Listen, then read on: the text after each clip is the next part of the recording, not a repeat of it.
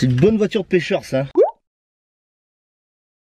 Là, il n'y a pas de fake, je vous annonce tout de suite. C'est le bordel. Tu m'as invité dans ta Wago là. C'est ça. Il y a un peu de terre, il y a du balisto. On est au salon de Montluçon. 2020. Ouais, dimanche. Ouais. Donc grosse rencontre, c'est la première fois qu'on se voit. Ouais. T'es là pour un truc assez spécial là, t'étais sur le stand Navicom. Exactement. En fait, on a réalisé un film cette année, comme tu as pu le voir, au Maroc, la perle du Maroc à la base. Ouais. Et avec la même structure, on a décidé de faire un film 2-3 mois plus tard, au mois d'août. Que cette fois-ci on allait présenter au salon de Montluçon, qui est River Madness. Ouais. Que je suis parti rejoindre mon ami Olivier Ganzadi aux États-Unis. On a fait ce DVD. C'est ça. Bon, vous le connaissez à peu près sur les réseaux, ceux qui nous suivent sur les réseaux. Et on a fait ce petit film avec la structure Zone 300. Et plutôt que de le bloquer dans un espace VOD ou dans YouTube, cette fois-ci on a voulu laisser un petit souvenir, faire un DVD et voir aussi quel était l'impact, le soutien qu'il y avait autour de tout ça. Carrément. Voilà.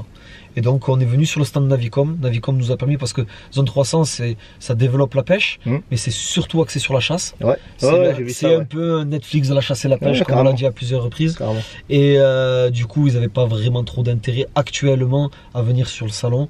Donc du coup on a Deeper qui est partenaire du film, qui est distribué par Navicom, qui nous ont donné l'opportunité d'être sur leur stand, et c'est un des plus beaux stands du salon. C'est le stand mon gars, il y a de la fumée, de la musique. Ça.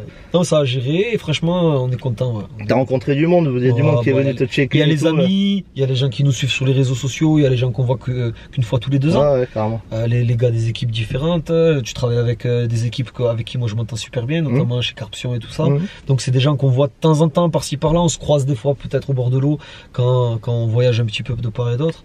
Mais c'est vrai que je suis pas quelqu'un qui aime beaucoup les salons, mais Montluçon, une fois tous les 2 ans, ça fait du bien.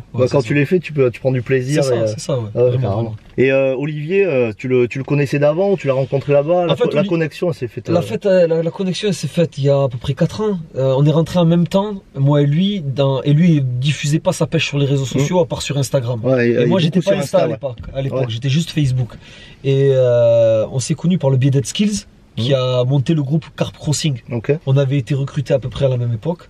Et lui il voyait des jeunes un peu de son délire en fait émerger dans la scène carpe en France, parce que Olivier c'était un peu un extraterrestre à Paris, tu sais, un street fishing en mode c'est super street et tout. Voilà, c'est ça. Et quand il a vu des jeunes un petit peu, on a un peu le même délire, il a pris contact. Au final on est resté je sais pas, pendant 2 ans sans se rencontrer. Quand on s'est vu, c'est comme si la connexion s'est faite facilement. C'est comme si on était ensemble. Parliez la même langue. Ouais, on se téléphonait tout le temps, on est devenu vraiment, c'est mon grand frère. Et il te dira la même chose vis-à-vis de moi, quoi. C'est son petit frère. C'était la première fois pour ce DVD que tu allé le rejoindre là-bas? Je suis déjà allé sur ma chaîne YouTube. J'ai changé le nom, elle s'appelait Street Fish TV, maintenant elle s'appelle Inès Gonzalez. On a fait une petite vidéo. Alors je voulais tout filmer, mais c'est trop compliqué quand tu veux pêcher, filmer et parler. Tu peux faire de la vidéo clip comme ça en faisant des petits rushs. On avait fait une vidéo Esturgeon en mars 2018. Et avec Zone 300, on est revenu la spéciale carpe. Tu as décidé de retourner là-bas avec Zone 300. Et donc ils vous ont accompagné, c'est clair, pour la pêche, avoir quelqu'un qui filme, qui maîtrise ses trucs. C'est ce qui fait que le film, comparé à tout ce que l'on a pu faire, bon, c'est un peu comme la perle du Maroc. C'est-à-dire on était dans notre pêche et on a un gars qui sait à quel moment il doit filmer. On n'a pas besoin de lui dire on va dire ça. C'est-à-dire il va prendre les moments, des fois même on le voit dans le film, on n'est pas en train de discuter avec la caméra, on discute entre nous. C'est ça. C'est une aventure, vous avez suivi 2 gars à la pêche, un gars qui découvrait et un gars qui était chez lui pendant une dizaine de jours. Tout à l'heure je discutais avec Olivier et il me disait ça fait 12 ans je crois que j'étais pas revenu à Paris. Et il m'a dit quand j'ai revu la scène, je me suis dit putain c'est super petit et c'est ouf. Et toi quand t'es allé là-bas, est-ce que tu t'es pas dit c'est pire que grand le bordel? Mais en fait c'est pas ça, c'est que si tu vois, si tu regardes droit devant toi, tu as l'impression d'être un grand lac, parce que tu as 2-3 km de large de la berge. T'as pas de berge. Même sur la jaquette, ce qu'on voit là, ça c'est le lieu le plus épique. On est dans des décors de western en fait. C'est vraiment sur les terres des Indiens comme ils disent. C'est tu sais dans les buissons là, tu sais dans les westerns. Là. Les trucs qui tournent comme ça. Et en fait on est passé par là, en y allant, on s'est pas arrêté pour y pêcher, on y est passé. Et il me disait ça sera le chemin retour, on s'y arrêtera. Et rien que l'ambiance, c'est un truc de fou. Et l'immensité, c'est un fleuve immense. Mais il n'y a pas besoin de bateau, rien. Tu pêches à 10 mètres du bord, plus loin, ça y est, ça dérive. C'est 2000 km de long. Tu pêches vraiment en bordure. On retrouve des poissons Dans le film, il y a beaucoup de poissons. Beaucoup de poissons, des combats de fous. Le rapport puissance-taille aussi énorme. C'est un truc de fou. On a vu un teaser, parce que je l'ai pas vu encore. Je m'en suis procuré 2 là, au stand. Ils sont là, ils vont tourner à fond. Et merci pour le soutien. Non mais de rien, c'est avec plaisir. Et c'est vrai qu'il y avait un teaser où on voyait là, c'était main sur la bobine, mais ça continuait. On pouvait pas. Gros départ. C'est ça. Si on était en France, ça serait des eaux de première catégorie. C'est des eaux où vivent des saumons, des truites de mer. Donc des poissons super oxygénés avec une force et des caudales comme ça qui déchirent tes cannes. Ah, shit, now you're talking. Mais qui te dira ce qu'est la Columbia River?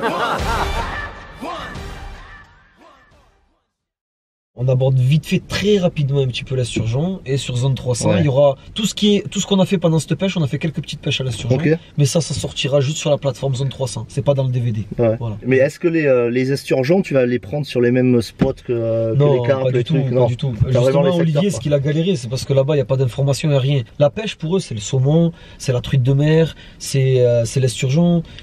C'est relié à la mer. La rivière elle monte, elle descend avec les marées en fonction de ça. Et alors les poissons se pêchent pas aux mêmes endroits, parce que l'esturgeon c'est des poissons qu'on va aller faire par 30 mètres de profondeur, 15 mètres de profondeur. En plus on pêche au surf casting avec des bouts de poissons, et les carpes c'est plutôt devant nos pieds, dans les 4-5 mètres de profondeur qu'on arrive à les intercepter. Ce qui est bien, c'est qu'en fait, toi tu arrives, tu te dis, ah bon, moi je pêche la France, je sais comment je m'y prends. Tu sais, tu as toujours ce côté du pêcheur qui veut arriver à faire quelque chose sans être en concurrence, mais pour dire, bon, peut-être je vais essayer ça, et je vais montrer au cousin que regarde, si je fais ça, ça va marcher. Et en fait, t'essayes un jour, 2 jours, et tu vois l'autre, il te met 10 poissons, et toi t'es là, tu te dis, putain, mais on pêche là, il pêche là. On est à 10 mètres d'écart et lui il fait tout, toi tu fais rien. Puis après au bout d'un moment tu dis bon ben vas-y, allez, montre-moi. Montre-moi comment on fait. Et après, après ça déroule. Je te mets tout dans la description de la vidéo et tu auras tous les liens pour te procurer le DVD.